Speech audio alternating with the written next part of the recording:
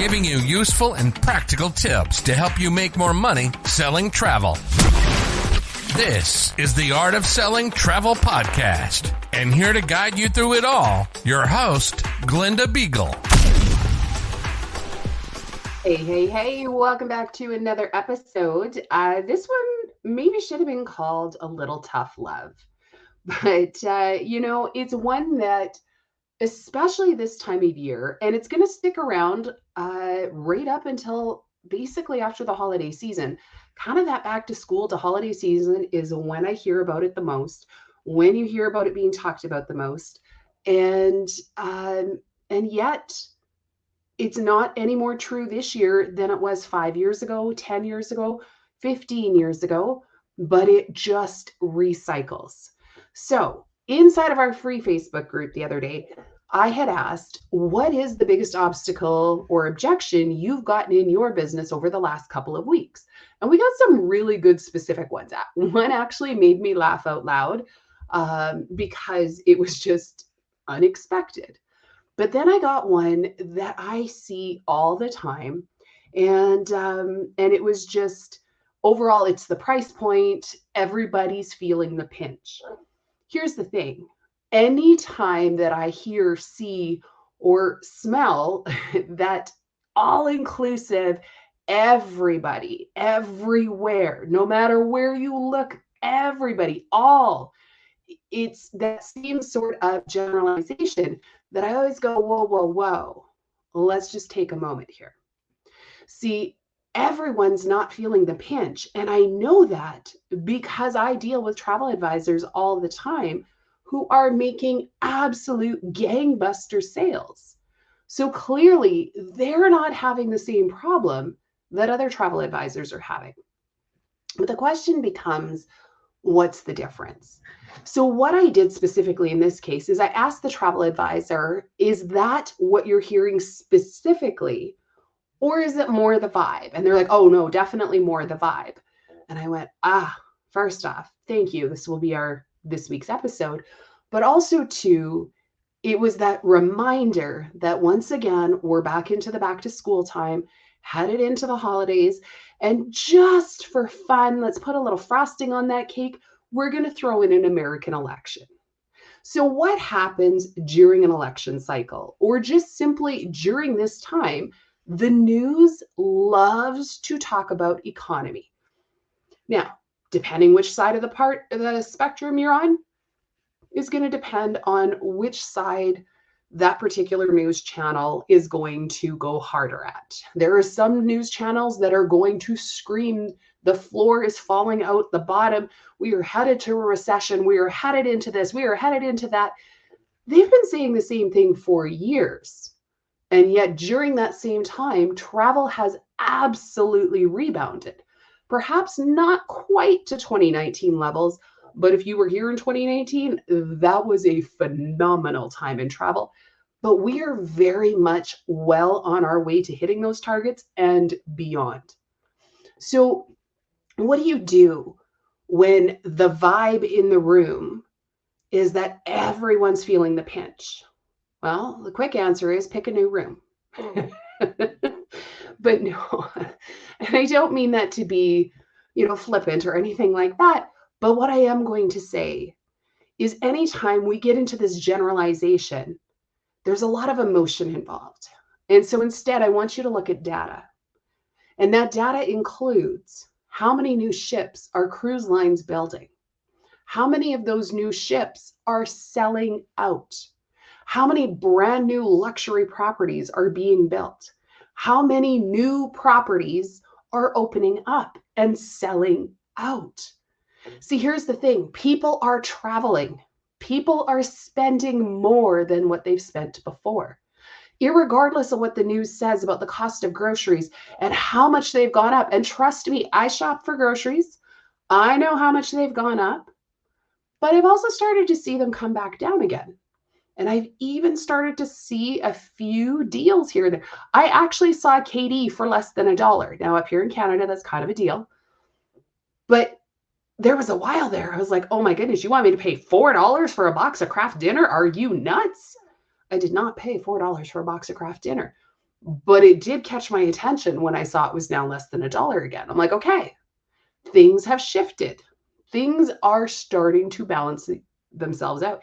And in fact, I'm starting to hear that car dealerships, the price of automobiles is starting to come back down now that there is a bigger influx of supply. See, here's the thing. When there's not enough supply, it's grade school supply and demand all over again. When there's not enough supply and the demand is there, the prices are going to be higher. That is what the conversation should have been on the news.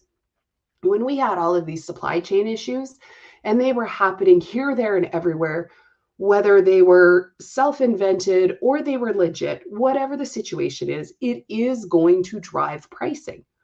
But not everyone across the board is feeling the pinch. They might be feeling a little bit of a mental pinch, and they might be feeling little bits here and there, but not everyone on everything all the way across is feeling it. So quite often when I see those generalizations, when I'm working with travel advisors who use those generalizations, I'm going to say, look close to home, because there's a good chance that you yourself are feeling that pinch. And instead of looking at that pinch going, wow, I really need to start making some sales so that I can pay my bills, we start to then say, because I can't, therefore nobody else can. Because I can't afford this, therefore nobody else can afford this. Because I can't afford to just spend freely, then nobody else can. See, the problem to that mindset, the problem to thinking that way, is you go broke real fast, because anybody who can, which they will vastly outnumber you, are going to go to somebody else who's open for the business. And in fact, anytime we start to get that desperate energy, I want you to think back to your days of going to the bar, going wherever, and you're trying to find your spouse, trying to find your mate. Nobody wanted that desperate one that was like, please, please, please, please, please, would you just please, please, please. No, nobody wants that energy. They want to work with people who are self-assured, who are confident, who just exude an energy of excitement to work with them. Because see, booking vacations, I don't know if anybody's told you, is supposed to be fun. So if all that they're getting from you is, can you believe how much it costs? You become a Debbie Downer real fast. No offense to the Debbies out there, but nobody wants to work with a Debbie Downer. They want to work with somebody who's going to be a part of the hype team, that's going to get them going, get them pumped up, and also to give them permission to spend that money. But see, so often, particularly when we start to believe everyone is feeling the pinch, that pinch is sitting inside of your wallet. That pinch is in your determination that nobody else can afford it. That pinch is you making the decision for those around you that they can't afford it. And here is the number one sales tip. When you are surrounded by clients that can't afford it, start offering more expensive trips. Start working on selling things above and beyond where they're at. Because one, either you need new clients, or two, your clients aren't spending the money because they don't see the value in what it is you're offering. Did you know that when you sell a package, let's just use cruise lines as examples, there's what I call the cost to get on the ship and the cost to get off the ship. And so often there are travel advisors who are selling those budget cruise lines because, well, that's all my clients can afford. And I'm going to call BS, because you are robbing your clients of a better experience, because what it costs to get on the ship might be different from one cruise line to the next. And the same is true for what it costs to get back off of that ship. See, they can get on super cheap, But what are they going to have to spend once they're there? How often are they going to get nickeled and dimed left, right, and center in order to have a quality experience? Whether we're looking at mass market ships or we're looking at a mass market budget versus a premium small, like the differences are immense. But even in the mass market, from one cruise line to the next, you can have a budget cruise line that has all the bells and whistles, but every bell and every whistle is going to require their wallet to get pulled out, versus another mass market who has all the bells and whistles and you only got to pull out the wallet every once in a while. Which one is going to give them a better perceived value? Which one is going to give them a better spend of their money? It's going to be the one where it doesn't cost them more to get off the ship than it did to get on the ship. And the other thing is when you are going for what's the cheapest to get them on there, not only are you doing them a disservice, you're also undercutting your own business. Again, it comes back to this whole concept of anytime you are trying to compete on price, you already lost. And the moment you make it about price, then that's all your clients have left to discuss as well, which makes the entire conversation uncomfortable, awkward, and almost a waste of time. See, a lot of clients don't know what they don't know. And the only thing they do know is price. And if that's all that mattered to them, they just would have looked online. But instead they came to you because they're looking to you to give them expertise, to layer in the authority. But when the vibe in the room is all about money, too often travel advisors are so desperate to close a sale, they're going to stick to what's cheapest, what's going to have the lowest barrier, rather than what's going to give the best experience. See, whether your clients pay it ahead or they pay it at the end, they're still going to have to pay for it. It's your job to show them the benefits of making a different choice. And so often when they say, that's too much, it's because they don't see the value. They're scared of what the hidden costs are. They're scared of the things that they can't see. They're scared of the things that leave them in this world of uncertainty. Whereas when you lay it all out and you show them, oh my goodness, okay, so this cruise might cost you an extra $500 per person, might even cost you an extra $1,000 per person. But what I want to do is show you all the things that are included that you're not going to have to pay for on the other end. See, back in the day when I sold cruises, I automatically on the quote included their pre-night hotel. I included the transfers. I included the gratuities. I included their drink package. Why did I include all that? Because clearly my price was light years higher than anything they would find online. And it was because I started walking through all of the things that were included. Well, did it include this? No. Did it include this? No. Did it include this? No. Did it include this? No. Well, I wonder what else it's not including. Me too. Oh my goodness. Like, do you have any idea how much you just saved me? It's shifting the conversation. See, when you make it about price as opposed to value, as opposed to inclusion, as opposed to making sure that they're going to have the best possible experience. I remember working with clients. I had done a cruise on a particular cruise line that shall remain nameless. Beautiful ship, loved the ship, could not find fresh vegetables to save my soul. They had a massive burger buffet, and they had a massive pizza buffet, and they had a massive pub food buffet.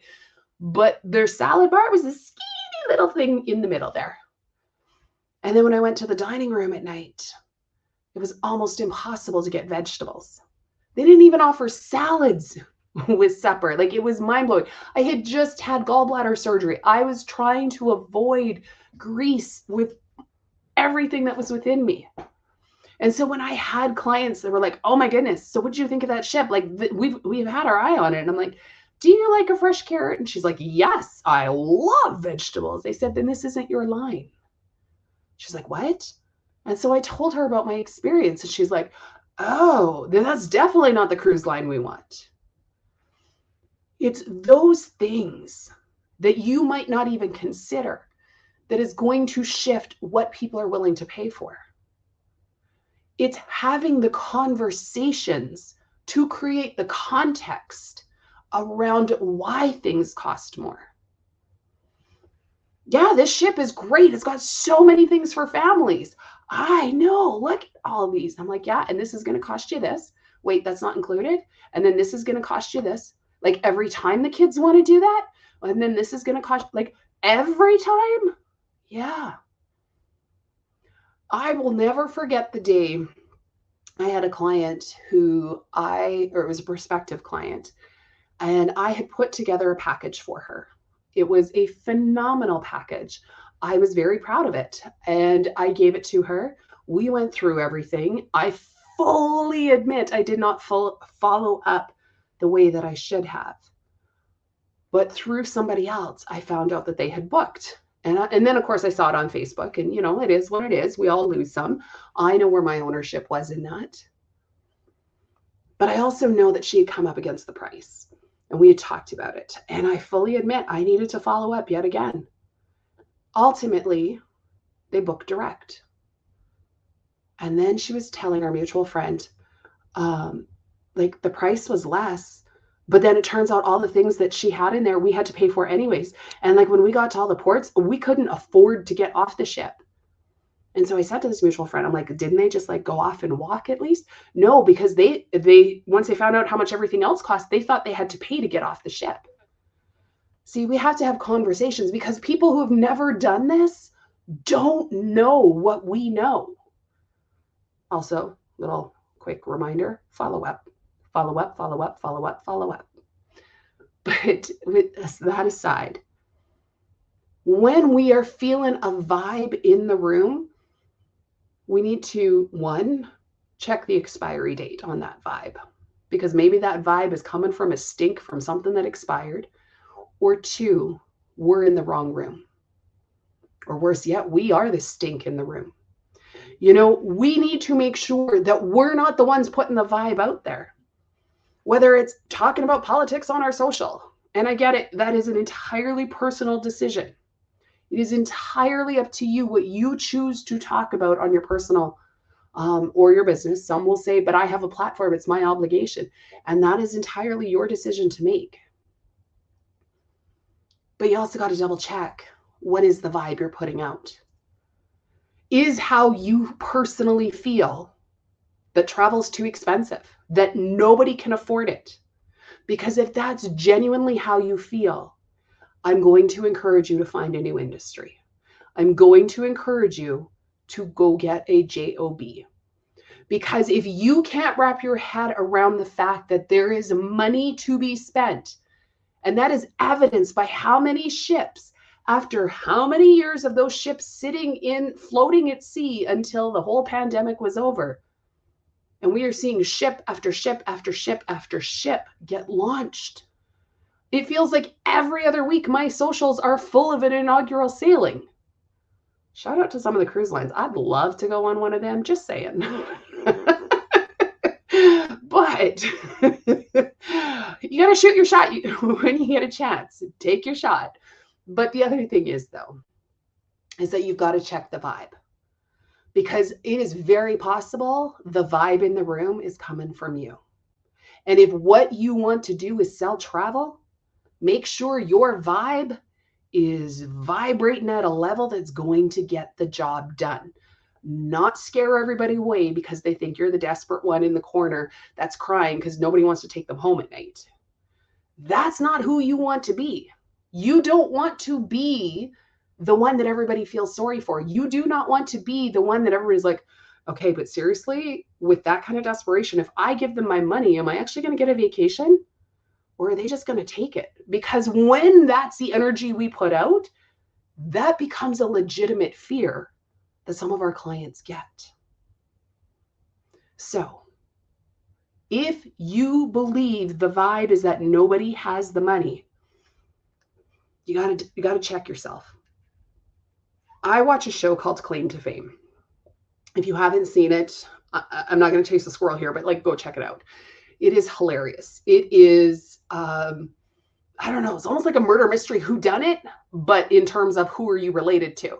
So it's got clues and it's got competitions and everything else. And you got to figure out who the person's related to. They're all related to a famous person. And when somebody believes something, they develop a confirmation bias because they're like, okay, no, I know this person is this. The one girl that's on there right now, it said 6'6" country singer, because they get like these puzzle clues to figure out. And so then somebody in there was like, it's Blake Shelton. So when they told her, she's like, heck yeah, I can't believe you figured it out.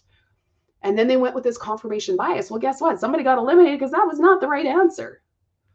But when you get confirmation bias, you will believe what you think, even though it is wrong. Watching it as a participant, there's certain things that I'm like, oh, because I thought it could have been Blake Shelton. I was wrong. But everything that went along, and it wasn't until she's like, I can't believe you figured it out. And I'm like, oh, it's not. Because she's like reaffirming for it. Nope, like that's wrong. But when you believe there is a vibe in the room, that there is a stink in the room that is saying nobody can afford it because they're all feeling the pinch, your confirmation bias will only show you proof of that, will only underline that. And unfortunately, it's probably because your language shifts. You know, I know, like it's expensive right now. Can you believe it? I myself am putting together our 2025 Accelerate at Sea, and I am over the moon excited. But I am also seeing what the pricing is. So as we're building out the pricing, because this is not going to be a FAM rate, I'm also figuring out how can we value add? How can we offer stack? How can we put things in here that are just going to make this so irresistible, irregardless of the pricing? What can we do that's going to get you 10x the return? If you're going to invest your time and your resources and your money, what's it going to take from me to make sure that your business explodes after this? And that's how you have to look at it. Okay, this is what it costs, no problem. What are we going to do to make it a no-brainer? Because there was a time, and you know, just thinking in my own neighborhood right now, there are some houses for sale. They're 634 to 674 square feet. They are freaking tiny. Some of them are 90 years old. And even when we moved into this neighborhood like 2.5 years ago, the one house was for sale for $129,000. It went on the market this week for $199,000. That's bananas. But then the flip of me says, oh, well, they're all being bought up by developers so that they can put in a fourplex where a single family home was. I see where the value is. So where there might be a sticker shock, we also have to look at what is the overall value that's happening. What is it that's going to create the value? And the same is true for your clients. Would I want to spend $200,000? Some of them sold for like $220,000 for a 674 square foot home? Heck no, especially not one that's 90 years old. But to the person who's buying it, they clearly saw value. Other thing, these houses are not staying on the market very long. We're talking like a week, 2, maybe 3 weeks, and they are off the market. There's been 5 of them just within a couple of blocks of my home already this summer that have sold, which means that there are people out there buying it up. Is it right for me? No. Do I have my eye on the house right next to me? Absolutely. Got to make sure that doesn't become a multi-unit. But So I have value in that property. I don't have value in a property 2 blocks away. You have to speak to what your clients see value in. And so long as you're focused on what it's going to cost you, you can't look past that to what it's going to give to your clients. Look beyond your own wallet. Look beyond your own confirmation bias. Does not matter how you look at it. Always look to see if there's an alternative way to look at it. Until next time, happy selling. We'll catch you on the other side.